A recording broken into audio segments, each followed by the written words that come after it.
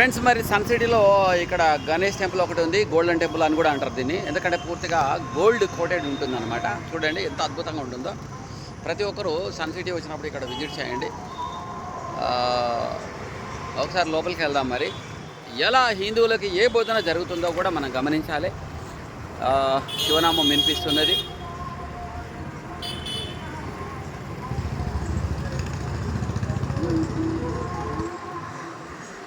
విజయ గణపతి దేవాలయము, Bhagyanagar colony, హైదర్ష code, Kommisetti Ramulu గారు మాజీ సర్పంచ్. ఇది దాతలు అన్నమాట. రెడ్డి మాణిక్రావు గారు మండల అధ్యక్షుడు.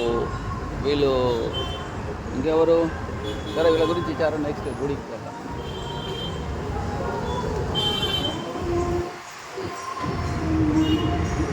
మొత్తం గోల్డ్లను చూడండి ఎలా కట్టారు, పైన అంతా చాలా బాగా కట్టారు. అదే ఇక్కడ మనకు నమశివ అని వినబడుతుంది. ఇంతకుముందు వెళ్ళి వచ్చాను లోపలికి. నేను మొత్తము శివనామం వినబడతా ఉంది. అయితే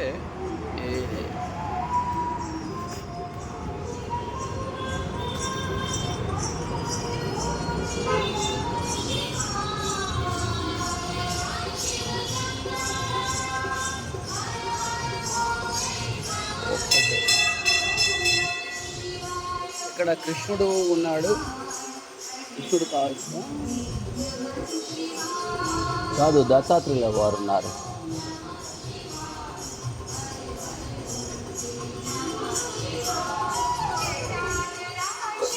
ఇక్కడ ఏముంది చూడండి. ఇక్కడ అసలు టెంపుల్ ఇక్కడ ఉందన్నమాట.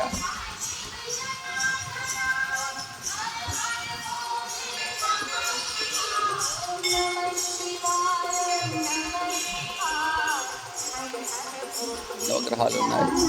టెంపుల్ గణపతి టెంపుల్ లోపల ఉంటుంది. అదే పక్కన ఆవులది ఆంజనేయ టెంపుల్.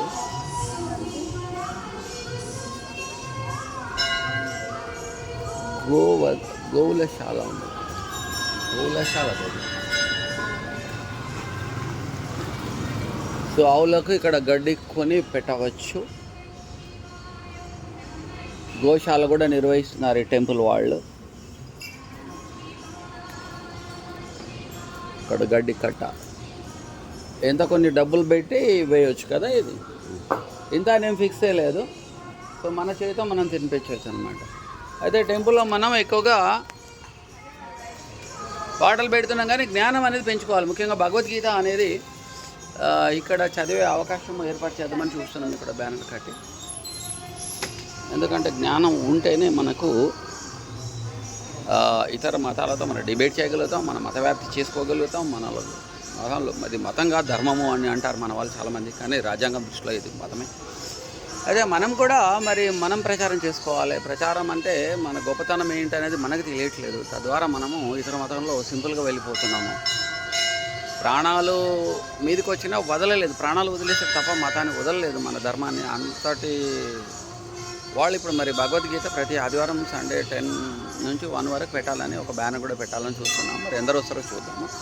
అందరు వస్తే వీళ్ళకి మన గ్రంథాల గొప్పతనం అంతా వివరిద్దాం. మనం పిల్లలకి వివరించి పిల్లలు కూడా అద్భుతమైన పౌరులు, దేశభక్తులు, మంచి మనుషులు అయ్యేటట్టుగా మనం చేద్దామని ఒక ప్లాన్తో ఇక్కడికి వచ్చాము మిత్రులారా. Thank you very much.